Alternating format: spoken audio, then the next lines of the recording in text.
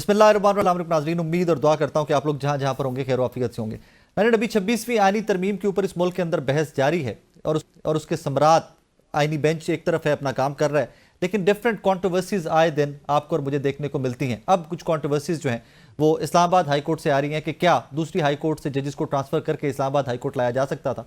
Obviously इससे seniority disturb होती है। Obviously in days to come जब कोई भी जज यहाँ से एलिवेट होते हैं 10 फरवरी को सुप्रीम कोर्ट चले जाते हैं, तो उसके बाद नए chief justice of Islamabad high court का ऐलान होगा, उनका इंतखाब या उनको पिक करेगी गवर्नमेंट और जो कमीशन जो है वो सारा पिक करेगा उनको।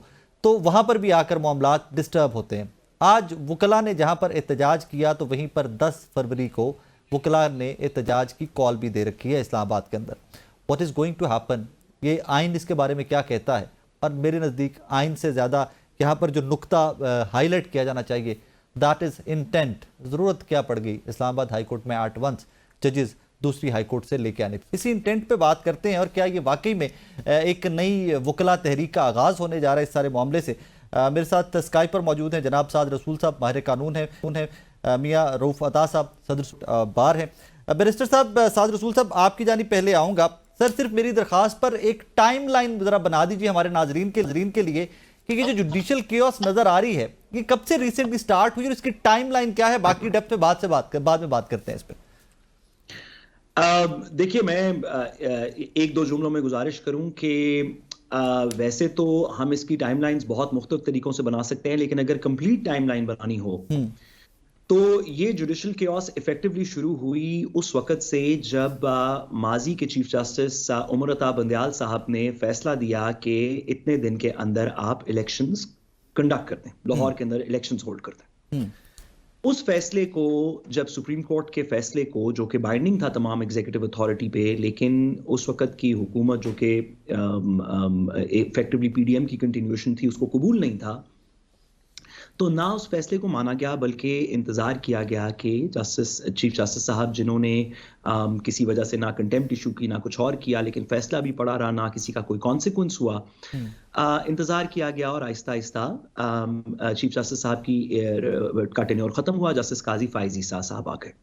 उम्मीद की गई कि अब कुछ इसमें करार आएगा, लेकिन काजी फाइजा साहब के पीरियड के अंदर कुछ मजीद ऐसे फैसले हुए जिससे रेजिस्टेंस अदालत के खिलाफ, एक तरफ अदालत रेजिस्ट कर रही थी ये इलेक्शंस की टाइमलाइन देके, दूसरी तरफ अदालत के खिलाफ रेजिस्टेंस बढ़ रही थी, जो हमने देखा कि आरओज वाले फैसले और बल्ले वाले फैसले से 2024 के शुरू के अंदर हुआ जी।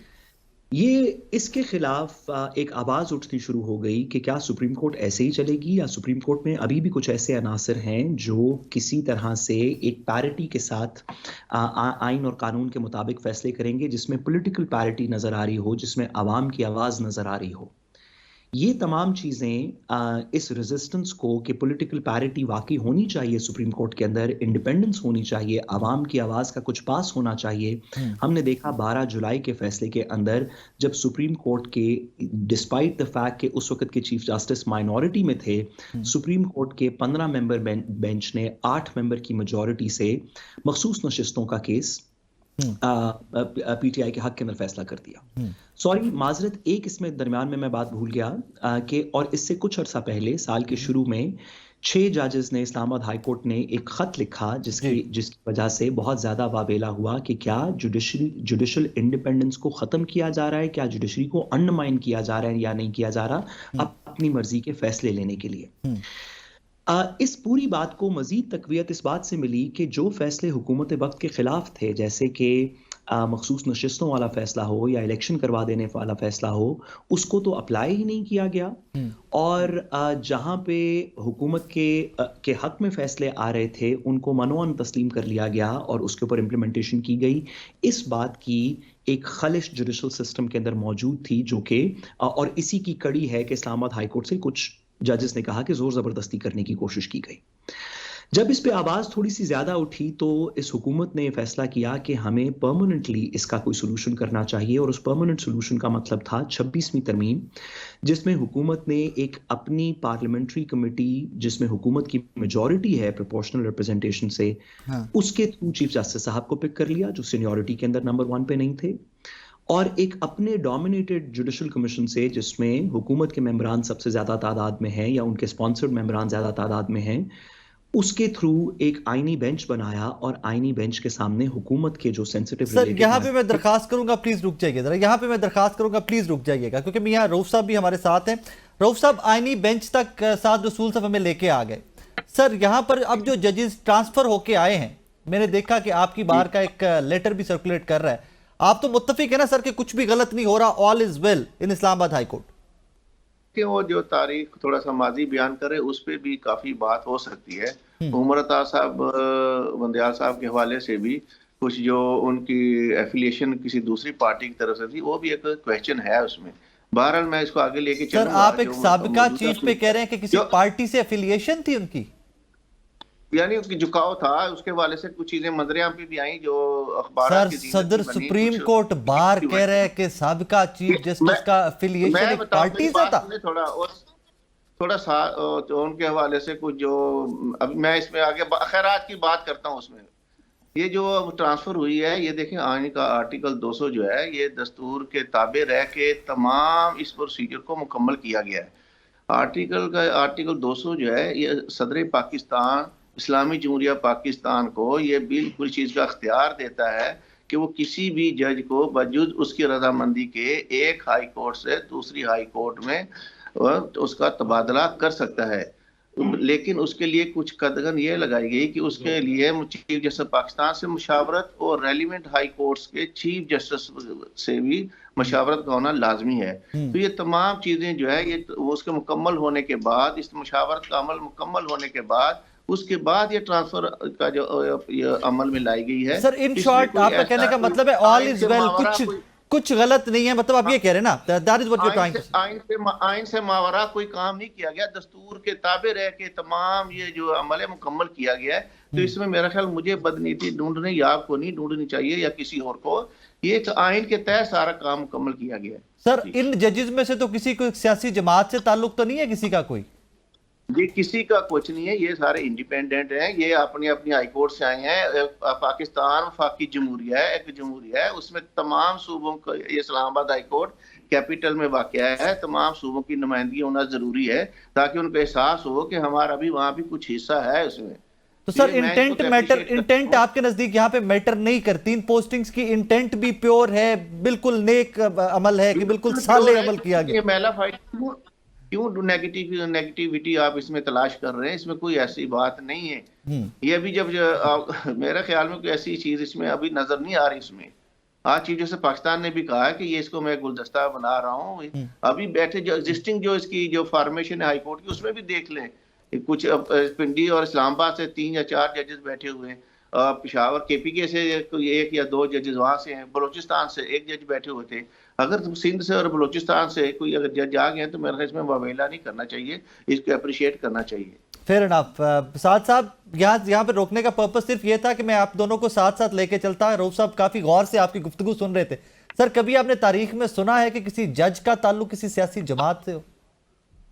देखिए रऊफ साहब सदर हैं तो शायद कह सकते हैं, मैं तो एक छोटा सा वकील हूं, तो मेरे लिए ये किसी के बारे में कहना भी कि फाइजीसा साहब का किसी बारे में पॉलिटिकल बेंट था या अफरीदी साहब का या उमर बंदयाल साहब का, मैं नहीं कह सकता, सदर साहब शायद कह सकते हैं। मैं गुजारिश करता चलूं, जो अभी रऊफ साहब ने बात की, सर आपसे गुजारिश ये है कि इसके अंदर कोई कदगन नहीं। आप जो बात कर रहे हैं कि आर्टिकल 200 के नीचे चीफ जस्टिस मुतल्लिका 3 चीफ जस्टिस जिस हाई कोर्ट से ट्रांसफर किया जा रहा है, जिस हाई कोर्ट में ट्रांसफर किया जा रहा है, उन दोनों के चीफ जस्टिस और चीफ जस्टिस पाकिस्तान से मुशावरत के बाद जो एक मीनिंगफुल कंसल्टेशन होगी, उसके बाद प्रेसिडेंट ये तैनाती कर सकता है आर्टिकल 200 के नीचे। सर इसमें कोई मजायका नहीं। आप जो गुलदस्ता बनाने वाली बात कर रहे हैं चीफ जस्टिस के अल्फाज में, उसमें भी कोई मजायका नहीं, बहुत अच्छी बात है। मेरा तो ख्याल है तमाम हाई कोर्ट्स को एक दूसरे सूबों का गुलदस्ता होना चाहिए, कि इसमें क्या मजायका है। गुजारिश सर इससे बिल्कुल मुख्तलिफ है। गुजारिश ये है कि सर जैसे आप जानते हैं कि जब एक जज हाई कोर्ट का ओथ लेता है तो वो अपनी हाई कोर्ट की टेरिटरी के अंदर वो ओथ लेता है। वो ये कहता है कि मैं आइन और कानून के मुताबिक फैसले करूंगा इस लाहौर हाई कोर्ट में या इस कराची हाई कोर्ट में या इस बलोचिस्तान हाई कोर्ट में, so on and so fourth. और ये इस बात की दलील है कि लाहौर हाई कोर्ट बैठ के सिंध हाई कोर्ट एलडीए के खिलाफ कोई कार्रवाई नहीं कर सकती, सीडीए के खिलाफ कोई कार्रवाई नहीं कर सकती, और वो इस वजह से नहीं कर, और लाहौर हाई कोर्ट केडीए के खिलाफ नहीं कर सकती, और वो इस वजह से नहीं कर सकती क्योंकि उनकी टेरिटोरियल जुरिस्डिक्शन में, उनके ओथ में वो टेरिटरी फॉल नहीं करती, वो उनके बियॉन्ड है। अब सर गुजारिश है दो बातें, आप जरूर लाहौर हाई कोर्ट से, सिंध से, बलूचिस्तान से इस्लामाबाद हाई कोर्ट जज लेके आए, लेकिन जब वो इस्लामाबाद में आएंगे तो उनको इस टेरिटरी का ओथ लेना पड़ेगा। आर्टिकल 200 के नीचे ट्रांसफर तो हो जाएंगे लेकिन ओथ लेना पड़ेगा क्योंकि इस टेरिटरी का उन्होंने पहले ओथ नहीं लिया, पहली बात। और दूसरा, जैसे कि आप जानते हैं और इसमें बड़ी जुरिस्प्रूडेंस है, बहुत सारी जजमेंट्स कोर्ट हो सकती हैं, reference number 1 of 2012 supreme court का 186 की ओपिनियन भी इसके अंदर है कि जज की सीनियरिटी उसकी डेट ऑफ ओथ से डिटरमिन होगी। तो सर होगा ये कि आप तीनों जज साहिबान जरूर बिस्मिल्लाह आप लेके आए इस्लामाबाद हाई कोर्ट, वो नया ओथ लेंगे इस टेरिटरी का। जब वो ओथ लेंगे तो ओथ से उनकी सीनियरिटी डिटरमिन होगी, वो टॉप 3 में मौजूद नहीं होंगे जिनके अंदर से चीफ जस्टिस पिक होना है। उसके अलावा वो ट्रांसफर जरूर हो सकते हैं, बड़ा अच्छा गुलदस्ता बनेगा। Fair enough. हफ्स साहब, thank you for coming.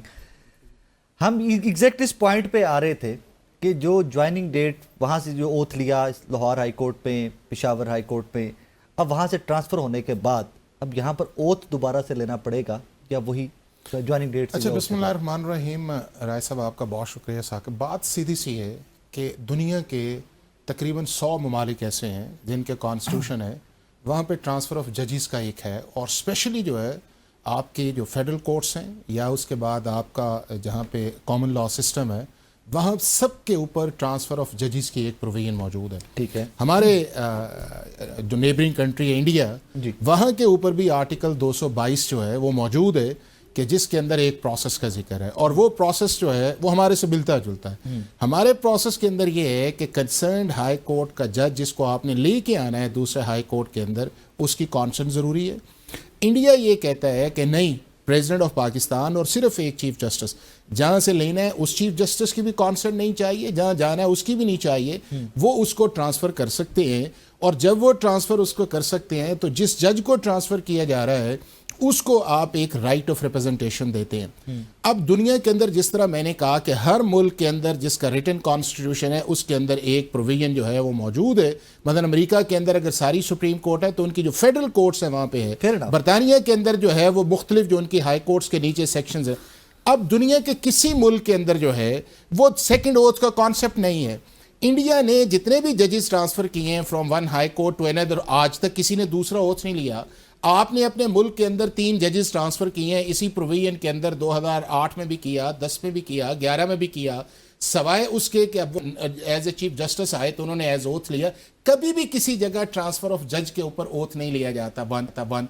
Number 2 जो है कि जज कभी टेरिटरी का ओथ नहीं लेता कि जी मैं इस्लामाबाद हाई कोर्ट की टेरिटरी का ओथ ले रहा हूं। अगर वो उस टेरिटरी का ओथ लेता है तो जितनी भी आपकी दूसरी चीजें हैं वो तो उस टेरिटरी से बाहर भी जाके वो काम कर रही हो तो क्या मैं रुक जाता हूं? वो ओथ लेता है कॉन्स्टिट्यूशन का। आप शेड्यूल 3 निकाले ना, जो कॉन्स्टिट्यूशन का ओथ है उसके अंदर एक ही ओथ है जो हाई कोर्ट के जज का या सुप्रीम कोर्ट के जज का है, और वो ये है कि मैं कॉन्स्टिट्यूशन के नीचे जो है वो एक ओथ लेता हूं, मैं इसको एक मुकद्दस दस्तावेज समझता हूं, मैं बगैर फियर और फेवर के जो है वो मैं आइन के ताबे होके मैं काम करूंगा। ये एक होता है। अब जब वो था गया, अब उसके अंदर ये कहना में नेम है ना, नहीं वो देखना, मैं as a prime minister of Pakistan जिसका आप नाम ले, मैं वो नाम तो आगे चलता है ना, या आप जिस हाई कोर्ट से कहते हैं असल ओथ आपका वो है। ओथ में जब खैबर पख्तूनख्वा का चीफ मिनिस्टर ओथ लेता है तो खैबर पख्तूनख्वा का नाम चलता है, उसको पंजाब का चीफ मिनिस्टर नहीं लगा सकते ना। ओथ एक ही है यार, मुझे नाम जब बाय नेम आ गया तो फिर वो आप उसको मिक्स ना करें। अगर तो कॉन्स्टिट्यूशन के अंदर ये प्रोविजन होती कि जी एक चीफ मिनिस्टर दूसरे में जा सकता है तो हम उस डिबेट के अंदर जाएं। आप एप्पल विद एप्पल करें ना। मैं आपसे ये कह रहा हूं कि दुनिया भर के अंदर जहां भी जजेस ट्रांसफर किए जाते हैं फिर ओथ थोड़ा मॉडिफाई कर लेना, मॉडिफाई कर लेना। ना छोड़े ना उसको, क्यों छोड़े ना भाई, नेम है ना उसमें, नाम है। अगर इंडिया की दिल्ली हाई कोर्ट का जज ओथ लेता है तो दिल्ली हाई कोर्ट कहता है ना, अगर वो चला जाता है हरियाणा चला जाता है या कलकत्ता हाई कोर्ट चला जाता है तो फिर वो कलकत्ता हाई कोर्ट का ओथ लेगा। प्रिंसिपल तो एक ही है ना, जो आपकी ज्यूरिस्प्रूडेंस का प्रिंसिपल है to the extent of transfer of जजेस जो है वो एक है। अमेरिका के अंदर अगर आप फेडरल कोर्ट एक से दूसरी एक ही ओथ है इस चीज के अंदर, किस तरह वो लेगा? और दूसरा आपका आर्टिकल 205 है यहाँ पे डोंट यू थिंक सो, मैं एक रोहफ साहब से जरा इसको ऑन बोर्ड ले लें। सिर्फ मैं जी, एक आर्टिकल 205 आपका ये कहता है कि किसी भी जज के जो टर्म्स एंड कंडीशंस है वो आप इफेक्ट नहीं करेंगे, और टर्म्स एंड कंडीशंस के अंदर सीनियरिटी जो है वो एक बुनियादी असूल है। किसी भी आप सर्विस मैटर्स के लॉ से पूछे कि टर्म्स एंड कंडीशंस के अंदर सीनियरिटी आती है कि नहीं आती है। आप मुझे ये बताएं कि एक जज जो है अगर वो अपनी सीनियरिटी से हट के किसी जगह और लोएस्ट पे जाएगा तो वो दूसरी जगह हाई कोर्ट जाएगा, वो सूची का मैं नहीं जाऊंगा उस चीज के अंदर, वो उसकी कॉन्सेंट है, चीफ जस्टिस इन्वॉल्व है, 3 जजेस आपके इन्वॉल्व हुए, और हम हर दफा एक कंफ्यूजन क्रिएट करते हैं। पहले हमने कंफ्यूजन ये क्रिएट की, जुडिशियल कमांड है कि रेगुलर बेंच जो है वो केस नहीं सुन सकता, और हमने जुडिशियल ऑर्डर के ऊपर पूरे पाकिस्तान के 4 जजेस हमने कंटेम्नर कर दिए, और वो ऑर्डर ही नॉन एस्ट हो गया। अभी भी हम कहते हैं जुडिशियल ऑर्डर। और अभी ये है कि क्या ट्रांसफर ऑफ जज का जो प्रिंसिपल है वो पूरी दुनिया के अंदर एक है।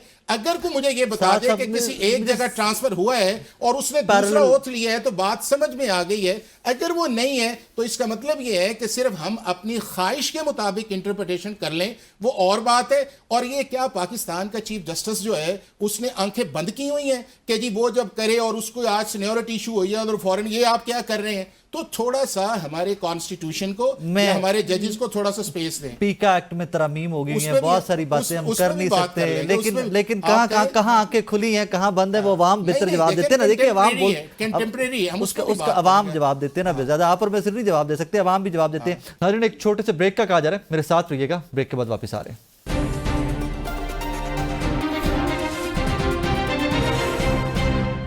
वेलकम बैक नाज़रीन। रऊफ साहब, आप हाफिज साहब की गुफ्तगू से मुत्तफिक हैं कि पूरी दुनिया में जिस तरह ट्रांसफर्स होते हैं वही पैटर्न अब पाकिस्तान में लाया गया है कि जो नई ओथ की जरूरत नहीं है? ये लाया नहीं गया, ये मौजूद है इसमें आइन। सर 26वीं आईनी तरमीम के बाद स्पीड अप हुई है ना चीजें, आईनी तरमीम के बाद ही हर चीज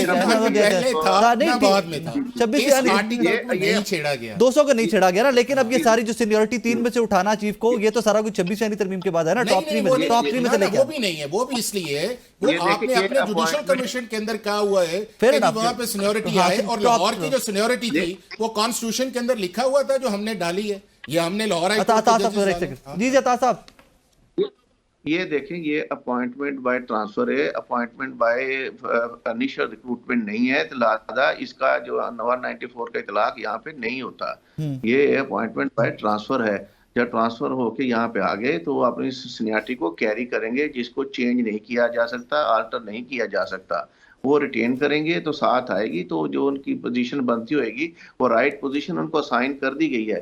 तो मेरे ख्याल इसमें कोई अभी मजीद इसमें कोई कीड़े निकालने की जरूरत नहीं है बदनीति की। नहीं सर, कीड़े नहीं निकाल रहे, हम तो समझ रहे हैं आपसे, हम तो सिर्फ समझना चाह रहे हैं आपसे, कीड़े हम क्यों निकालेंगे? साथ साहब नहीं, हम तो सिर्फ समझना चाह रहे हैं आपसे, सिर्फ समझना चाह रहे हैं, यकीन माने सिर्फ समझना चाह रहे हैं। साद रसूल साहब का जो उन्होंने कहा ना, टेरिटरी का इसका कभी नहीं होता, ओथ जज का होता है, ओथ के उसके ऑफिस का होता है, सूबे का नहीं ओथ होता, वो उस ऑफिस का ओथ उसने लिया था, वो एक ही दफा होता है, ये वंस फॉर ऑल है। अगर कोई फ्रेश एलिवेशन होती तो फिर ओथ का होना इंतहाई जरूरी था। उसके बगैर वो अपने ऑफिस में इंटर भी नहीं हो सकता था। तो ये अपने ऑफिस में इंटर हो चुके थे, अपने ऑफिस का ओथ ले चुके थे, लेने के बाद वो सर्व कर चुके थे। तो काफी एक लॉन्ग स्टैंडिंग अपने जुडिशियल वो अपना रिकॉर्ड रखते हैं, सर्विस रखते हैं अपने क्रेडिट में। तो उनकी अपॉइंटमेंट बाय ट्रांसफर हुई है और आइन के ताबे रहकर हुई है, तो ये बिल्कुल ठीक हुई। साथ साहब प्लीज मेक मी अंडरस्टैंड कि ये दोनों साहिबान तो मुत्तफिक हैं कि नई ओथ की जरूरत ही नहीं थी, बस ठीक है ओथ वहां पे हुई थी, पूरी दुनिया के अंदर ट्रांसफर्स होते हैं, यहाँ पे हो गया तो कौन सा बोलचाल आ गया? देखिए, हाफिज साहब की तो मैं बात नहीं सुन सका अनफॉर्चुनेटली, और इसमें मेरी इट्स टू माय डेट्रीमेंट, क्योंकि मुझे ज़रूर 2-3 नई कानून की बातों का पता चलता, और I am sorry to have missed it. गुजारिश ये है कि जो बात मैं कर रहा हूँ या जो बात हाफिज साहब कर रहे हैं या सुप्रीम कोर्ट बार एसोसिएशन भी नेचुरली जो बात कर रही है, ये सब लोग भी करते रहें। तो ये एक ओपिनियन है, मेरा एक ओपिनियन हो सकता है, हाफिज साहब का एक हो सकता है कि मेरा गलत हो, हाफिज साहब का दुरुस्त हो, हमेशा की तरह। और हो सकता है कि ये वो एक ऐसा मौका हो जिस पे इस खाकसार की ओपिनियन में भी कुछ वजन हो। मैं साथ साहब आपकी इस गुफ्तगू पे हम दोनों सिर्फ मुस्कुरा रहे हैं सर। मैं गुजारिश करूं कि देखिए ना साथ हमारे भाई बड़ी अच्छी बात करते हैं, लेकिन थोड़ा सा प्रॉब्लम ये है ना कि एक कॉन्स्टिट्यूशन है और दूसरी तरफ जो है वो एक उन्होंने पहले कह दिया कि हमेशा की तरह मैं ही गलत हूँ, अभी तक ठीक है। नहीं गुजारिश सुनिए जी प्लीज कि आपका भी ओपिनियन है, मेरा भी ओपिनियन है, सही गलत हो सकता है, इसमें कोई मुज़ायका नहीं, हम इसको मजीद बहस कर सकते हैं, इसमें भी कोई मुज़ायका नहीं। और हम ये बात नहीं आर्ग्यू कर रहे कि आर्टिकल 200 में लैटरल ट्रांसफर नहीं हो सकता, इफेक्टिवली ओथ और सीनियरिटी का क्वेश्चन है। तो सर इसके ऊपर 5 जुडिशल ऑफिसर्स ने अपना एक तहरीरी ओपिनियन दे दिया। आप उस तहरीरी ओपिनियन के खिलाफ आप भी बहस कर सकते हैं सर, मैं भी कर सकता हूं। सर कितना ही अच्छा होता कि चीफ जस्टिस या प्रेसिडेंट साहब उन क्वेश्चंस को जो पब्लिकली एड्रेस किए गए, ये कोई सीक्रेट बात नहीं है, प्रेसिडेंट को खत लिखा है, मतलब हर बंदा वहां से कॉपी निकलवा सकता है, कितना ही अच्छा होता कि आप इनकी कोई लीगल जवाब दे देते। उन्होंने जजमेंट्स भी कोट किए हैं कि कैसे सीनियरिटी डिटरमिन होती है। एक आपकी मेरी ओपिनियन दुरुस्त हो सकती है, आपकी ओपिनियन दुरुस्त होगी, लेकिन जब 5 जज साहिबान ने जो रिसिपिएंट्स हैं इस प्रोसेस के, जिनकी हाई कोर्ट के अंदर ये तैनातियां हो रही हैं, अगर उन्होंने ऑब्जेक्शंस रेज किया है तो कम से कम इतना तो सर करें, इतनी तो सर डिग्निटी अफोर्ड करें कि उनको कोई रीजन आंसर तो सर किसी चीफ जस्टिस साहब से, प्रेसिडेंट साहब से, किसी की रीजनिंग से दे दें, और कुछ नहीं तो कम से कम इसकी कंट्रोवर्सी खत्म हो जाएगी। अगर आप नॉन स्पीकिंग ऑर्डर्स इसके बावजूद करते रहेंगे जिसमें कोई रीजंस इधर की उधर की नहीं दी हुई, तो लोग मेरी बहस सुन के, आपकी बहस सुन के कंफ्यूज रहेंगे। कितना अच्छा हो कि इसी प्रोसेस में आप वो क्वेश्चंस आंसर कर देते। आप साहब बड़ा सादा सा था ये। नहीं, मैं आपको एक तो ये है कि जजेस की ओपिनियन नहीं है, जजेस के कंसर्न। ओपिनियन तो वो है कि आपको एक प्रॉपर किसी अथॉरिटी को लिखा जाए और उसे कहा जाए कि ये आप इसके ऊपर राय दें, एक वो, या ये है कि ये मैटर एज ए कोर्ट के तौर पे किसी के पास जाए और वो उसके ऊपर एक राय दे। वो जो 6 जजों ने खत लिखा था वो ओपिनियन था, कंसर्न था, वो क्या था? वो कंसर्न से, ओके, वो कंसर्न नहीं, वो कंसर्न से। अब वो कंसर्न जो है क्या कॉन्स्टिट्यूशन से ऊपर जाने चाहिए या कॉन्स्टिट्यूशन से नीचे, उनकी एक राय है, ठीक उनकी राय है, एक सुन ले एक सेकंड, उनकी ठीक राय है, लेजिटिमेट एक्सपेक्टेशंस है, नई बाहर से आने चाहिए, और सीनियरिटी का प्रिंसिपल अगर एक जज हाई कोर्ट में है उसे वायलेट नहीं होना चाहिए। ये उस हद तक बात है कि अगर उसके अंदर कॉन्स्टिट्यूशनल प्रोसेस को डेविएट किया गया हो। अब कॉन्स्टिट्यूशनल प्रोसेस के अंदर है, या तो एग्जेक्टिव होती तो आप मान लेते उस चीज के अंदर, अब उस प्रोसेस के अंदर सारे के सारे वो है, या एक हेड ऑफ स्टेट है जिसने सिर्फ इनिशिएट करना है और उसकी ना सोल अथॉरिटी है ना सोल प्रोरोगेटिव है, उसके अंदर एक पाकिस्तान का चीफ जस्टिस है, और ऐसा चीफ जस्टिस जो है जो कंट्रोवर्शियल नहीं है, जो एक ऐसा है जिसका बैकग्राउंड ऐसा है कि जिसकी हम सारे इज्जत करते हैं और उसने इंडिपेंडेंट माइंड अप्लाई किया। नहीं, फिर आप मिक्स ना करें, मुझे ये बताएं, नहीं, या अफरीदी साहब जो है वो कंट्रोवर्शियल है? कोई एक फैसला ऐसा बताएं कि उन्होंने कंट्रोवर्शियल के तौर पे वो आपने आईनी बेंच बना दिया। नहीं, आईनी बेंच मैंने नहीं बनाया, मतलब पार्लियामेंट ने बनाया। यहाँ तो ये कहें कि हम पार्लियामेंट से बाहर जाके फैसले करना चाहते हैं। पेंडेंसी वाली कहानी तो नहीं, कहानी देखिए, पेंडेंसी वाली कहानी होती तो 187 जिन्होंने आइडिया दिया, और आइडिया जो है वो दिया पीटीआई ने, और जाके मौलाना फजलुर रहमान साहब से पूछे तो सही ना, आप लेफ्ट राइट की सारी कहानियां कर रहे हैं। किसी ने पूछा कि कॉन्स्टिट्यूशनल बेंच के ऊपर कॉन्फ्रेंस किसने दी है? उस प्रोसेस के अंदर जब आखिरी दिन तक गया और मौलाना फजलुर रहमान साहब के साथ प्रेस कॉन्फ्रेंस हुई, तो क्या वो सारी चीजें एग्रीड नहीं थी? आप जरा उस पे जाए ना, अगर एग्रीड होती तो वोट कर देते ना। वोट उन्होंने कहा कि हमारी पॉलिटिकल कंपल्शंस है कि हम नहीं देंगे उस constitution. Are you trying to say कि पीटीआई फेवर में थी? सब बिल्कुल आइडिया था, आप देखें ना, आइडिया था, मतलब नॉलेज में तो होगा ऑब्वियसली। आइडिया देखे ना, मौलाना फजलुर रहमान साहब का एक स्टैंड ये था कि कॉन्स्टिट्यूशनल कोर्ट आनी चाहिए, उसके बाद पीपल्स पार्टी का था, पीएमएलएन का था। इन्होंने कहा कि नहीं आने चाहिए। हम पॉइंट से डेविएट कर गए। बिलावल भुट्टो जरदारी साहब से स्टार्ट करके पॉलिटिशियन से हमारे स्टूडियो में जितने मेहमान आते रहे, हमें ये बताया जाता रहा जी कॉन्स्टिट्यूशनल बेंच या कोर्ट की जरूरत है, पेंडेंसी बहुत। वो सिर्फ 2 लोग कहते थे। एक वो कहते थे कि जो बार एसोसिएशंस के थे जो कॉन्स्टिट्यूशनल कोर्ट के खिलाफ थे, या पीटीआई कहती थी कॉन्स्टिट्यूशनल बेंच आना चाहिए। अब निकालें ना उन चीजों को कि आप ये देखें कि इस कॉन्स्टिट्यूशनल बेंच का आइडिया दिया किसने, और साकिब ये ना वाइबल है, ये प्रॉब्लमैटिक है, ये आइंदा भी इस तरह करेगा, आपको हाफिज दो साहब jurisdiction आप की मुझे तरफ आज जाएगा। वैसे ही मेरे भाई हैं, मुझे बहुत अच्छे लगते हैं, आज मुझे आप ज्यादा अच्छे लग रहे हैं। नहीं, ये बात दोबारा कहें, मैं इट ये इज नॉट वायबल, दोबारा 26वीं कहें। आईनी तरमीम जो है ये कॉन्स्टिट्यूशन बेंच के अंदर पाकिस्तान की सुप्रीम कोर्ट के प्रोसेस के अंदर इसने कॉम्प्लिकेशंस क्रिएट की Thank you very much. Constitution की है। आपको 27th अमेंडमेंट की तरफ जाके दो जुरिस्डिक्शन पे जाना पड़ेगा और इस 26वीं आईनी तरमीम से पाकिस्तान के आम आदमी के इंसाफ के निजाम के Thank लिए you very much. कोई बेहतरी नहीं आई। Thank you. बेहतरी अगर आपने करनी है तो आप जेन्युइन रिफॉर्म्स करें high court, supreme court, district courts के अंदर, और इन दो सिस्टम्स को अलहदा करें। जो मैल एडमिनिस्ट्रेशन है, गवर्नमेंट फंक्शनिंग है, वायरिस है, और मेरा और आपका जो आम आदमी का केस है वो डिस्ट्रिक्ट कोर्ट, हाई कोर्ट और सुप्रीम कोर्ट के अंदर जल्दी सुना जा सकता है। मियां साहब आप भी मुत्तफिक हैं कि आईनी बेंच बेहतरीन परफॉर्म कर रहा है? ये अभी तक तो बेहतरीन कर रहा है, लेकिन मैं थोड़ा सा आगे करूं। सर हमारा जजमेंट्स मुतालबा कितनी ये आई था। हैं, जजमेंट्स ये- कितनी का आई हैं अभी तक? ये देखिए, एक जो अभी तो जेर समाज जो मुकदमात हैं उन पे काफी आपके सामने चल रहे हैं, बहुत बहस हो रही है उसमें, और बड़ा उसमें अहम किस्म के नुकात उठाए गए हैं। तो देखते हैं अभी उनका, ये तो ऐसा मुकदमा नहीं है, ये फार रीचिंग इफेक्ट रखता है जो जेर समात है अभी उसमें 26 तरमीम वाला भी हुआ। लेकिन जो सर आप पहले इस अभी व्यू पॉइंट के हैं ना कि जेर- पेंडेंसी को कम करने के लिए आईनी बेंचेस की जरूरत थी। ये पेंडेंसी को कम होगा, पहले यही वक्त जो था। सर पहले कितने सारी केस कोर्ट डिसाइड हुए वहाँ बड़े अब तक? सर कितने केस डिसाइड हुए मेरा हैं मेरा आईनी अपना बेंच? व्यू यही है कि फेडरल कॉन्स्टिट्यूशन कोर्ट अलहदा बननी चाहिए अगर ये मजीद इसमें साइलिन का बोझ जो कम करना चाहते हैं वहां पर। सर मैं अभी इस तक व्यू मैं को यही भी- गुजारिश कर रहा हूं कि सर कितनी जजमेंट्स आई, कितने फैसले आए अभी वो तक? कितने सारे साकिब वही कर रहे हैं जो पिछले चीफ जस्टिस के इशू थे। अगर वो इतने ही तो अच्छे pending होते तो पड़े, फैसला तो करके जाते जाने- ना। आप उनसे क्या फैसला करवाना चाहते हैं? नहीं कॉन्स्टिट्यूशनल बेंच उनका काम ही दो उनकी या फैसले देखना मेजर है, आए हैं। काम ही है। नहीं, दो मेजर आए हैं ना उनके सामने। एक आपके सामने मिलिट्री कोर्ट्स का आया है, दूसरा उन्होंने 26 कॉन्स्टिट्यूशन अमेंडमेंट रख ली है। बाकी तो सारे सुओ मोटो थे ना, जो 2012 का पड़ा हुआ है, 14 का पड़ा हुआ है, 16 वो का तो पड़ा काफी सारे उसकी निपटा क्या दिए। डिस्पोजल यही करेंगे। इंफ्रास्ट्रक्चर से हो नहीं सकते।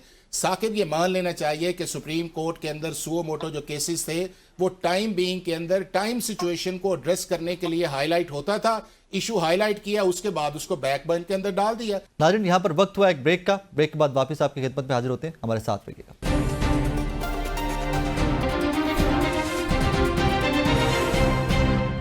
वेलकम बैक नाज़रीन। साथ साथ एक चीज के ऊपर तो मुझे खुशी हुई कि हाफिज साहब मुत्तफिक हो गए कि जनाब 27th अमेंडमेंट आएगी, 26वीं आईनी तरमीम वायबल नहीं है। मुझे बड़ा अच्छा लग रहा है सुन के, यकीन माने बार बार सुनने को दिल कर रहा है। हाँ, पहले भी सुन ले जो हमने कहा है।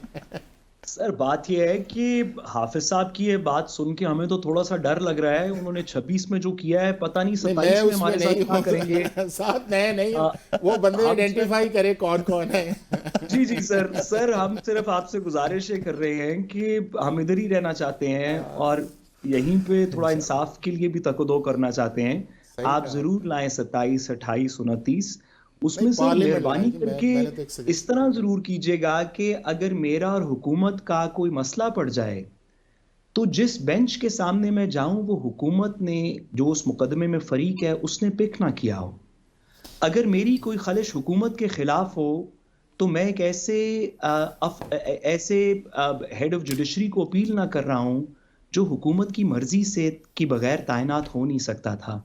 सर अगर आप इस तरह की कोई तरमीम या इसको डीपन करेंगे तो जुडिशल सिस्टम में से लोगों का एतबार कम होता जाएगा और यही जुडिशल सिस्टम है जो आपके रेस्क्यू के लिए आएगा जब पॉलिटिकल हवा बदलेगी और दूसरी साइड के हाथ में कोई ताकत आ गई तो जो जुडिशल सिस्टम आपको प्रोटेक्ट करेगा अपनी इंडिपेंडेंस की वजह से वो यही है। अगर आप सारे हथियार हुकूमत के हाथ में पकड़ा देंगे इसके तो सर कल को दिए सब के बुझेंगे, हवा किसी की नहीं।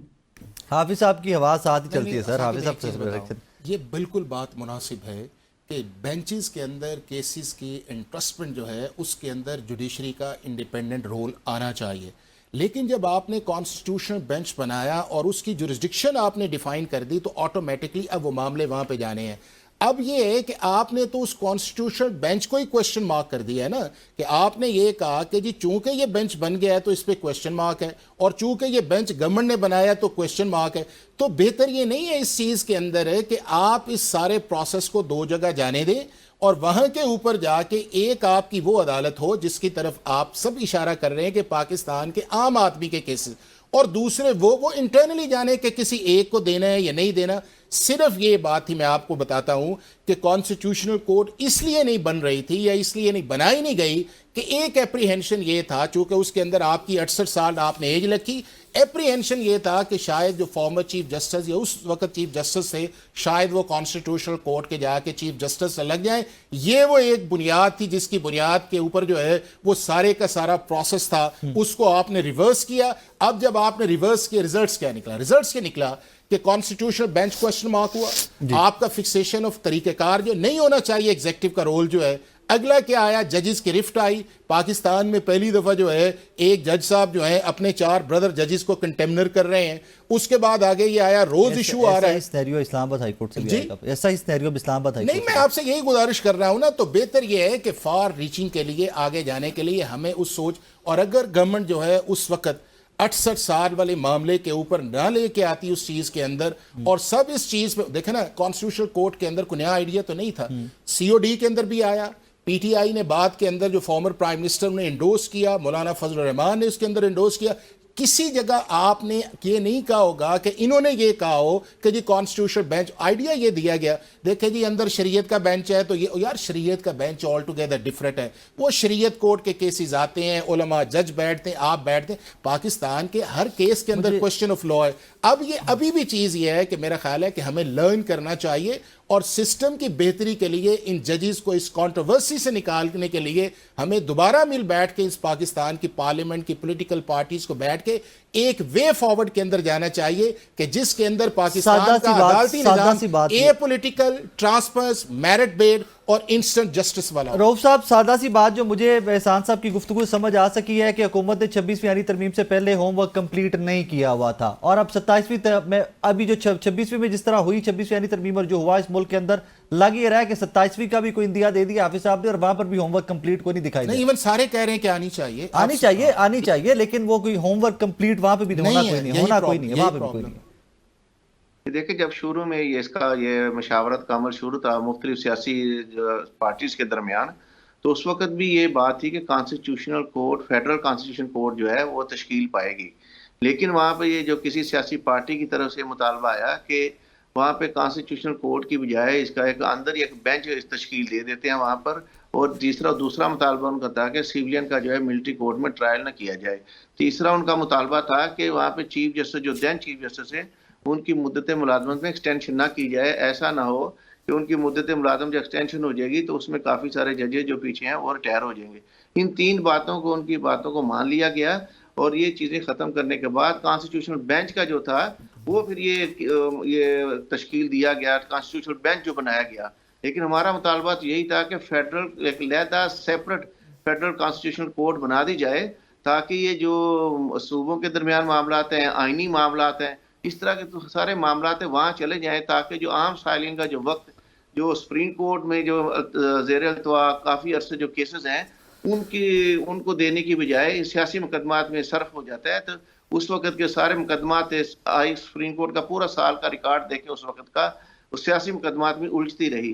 तो ये हमारा उस वक्त भी मुतालबा यही था कि लहदा फेडरल कॉन्स्टिट्यूशन कोर्ट होनी चाहिए, लेकिन वो सियासी जमातों ने बाहर। मियां साहब, वैसे मुझे तो याद नहीं पड़ता, लेकिन रिमाइंड करवा दें जरा, मेरी याददाश्त भी थोड़ी सी कमजोर है। 26वीं यानी तरमीम से पहले आप लोगों से मुशावरत की गई थी हुकूमत की जानिब से? नहीं, लेकिन बाहर से नहीं, तो जो पहले वाले थे उस चीज के अंदर जो था कि चूंकि 22 अक्टूबर का ये सारा प्रोसेस था, उसके अंदर जो सजेशंस आई थी, जो सजेशंस बाद के अंदर आई थी पाकिस्तान बार काउंसिल ने या सुप्रीम कोर्ट बार ने वो गवर्नमेंट को दी थी। ड्राफ्ट आने के बाद प्रेस रिलीज आई थी, जो मुझे याद पड़ता है, ड्राफ्ट आने के बाद प्रेस रिलीज आई थी कि हम पहले होना चाहिए। हाँ, होमवर्क पहले होना चाहिए। और यही चीज साकिब आपको हाई कोर्ट्स में भी करना पड़ेगा। हाई कोर्ट्स के कॉन्स्टिट्यूशनल बेंच, अब सिंध हाई कोर्ट में रिफ्ट नहीं आई, एक जज साहब ने कहा बैठता, और यहाँ भी आएगी। सिस्टम की बेहतरी के लिए अच्छी नीयत के साथ वे फॉरवर्ड पे जाएं। साहब, मैं लास्ट क्वेश्चन, टाइम खत्म हो रहा है सर, इससे जो रिफ्ट बढ़ेगी, जो कि नजर आ रहा है, हम सबको पता है कि रिफ्ट इस्लामाबाद हाई कोर्ट में भी बढ़ गई, अब सर ये बढ़ती ही जाएगी या इसका मंतकी अंजाम भी कोई नजर आ रहा है, कंक्लूड होती भी सिचुएशन की नजर आ रही है? देखिए, मेरी बसद एहतराम, मेरे जहन में तो इसके में सिर्फ 2 ऑप्शंस नजर आती हैं, वरना तो ये रिफ्ट बढ़ती जाएगी और इसको कैसे कंक्लूड करेंगे ये कोई नहीं जानता। हुकूमत के पास भी कोई प्लान नहीं है, जुडिशरी के पास भी कोई नहीं है। इसमें सिर्फ 2 ऑप्शंस हो सकती हैं। एक ये कि शायद अगर आप एक फुल कोर्ट सुप्रीम कोर्ट की तैनात कर दें, जिसमें ना मेरे जज, ना आपके जज, ना इसके जज, ना उसके जज, जितने भी इस वक्त जज साहिबान मौजूद हैं, इससे बेशतर कि आप अपनी मर्जी के जज एलिवेट करके कोर्ट पैकिंग का कोई अमल करें, उससे बेशतर जितने जज इस वक्त मौजूद हैं उन सबको बिठा के 26वीं तरमीम का एक फैसला कर लें, जिसके हक में आएगा उसको भी करार आ जाएगा कि सब लोगों ने मिल बैठ के एक फैसला किया, जिसके खिलाफ आएगा वो भी शिकायत नहीं कर सकेगा। सब बैठे, सब ने बहस सुनी। माजी में भी ऐसे पब्लिक हेयरिंग के केसेस हुए। अगर आप ये नहीं करेंगे और इसी नोक झोंक में कि ये मेरा केस है, ये उसके केस है, इसमें पड़े रहेंगे, तो इसका सिर्फ और सिर्फ एक सोल्यूशन रह जाएगा और वो पॉलिटिकल है कि किसी तरीके जब भी आज साल में, 2 में, 5 में, 8 में, 10 में जब भी हमारा सियासी लम्हा बदलेगा, तो माजी की तरह 18वीं तरमीम का एक मकसद ये था कि उसने 17वीं तरमीम को अंडू किया था। इसी तरह जो फ्यूचर की अमेंडमेंट्स आएंगी उसके अंदर अभी से ये आवाज है कि 26वीं तरमीम को अंडू कर दिया जाए। अगर ये पॉलिटिकल अमल के थ्रू हुई तो जुडिशरी की, अदालत की, कानून की इसमें इज्जत नहीं होगी। लगेगा कि वो तो गिव अप कर गए थे, सियासत ने फिर बाद में ठीक किया।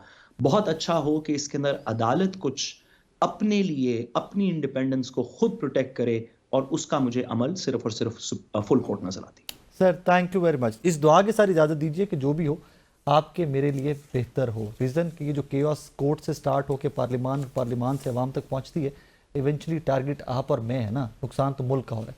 होप ना प्रे कि ये नुकसान जितना होता जा रहा है यहाँ पर फुल स्टॉप लगे और चीज़ें बेहतरी की जा रही है। अपना ख्याल रखिएगा, दुआ में याद रखिएगा। अल्लाह हाफिज़।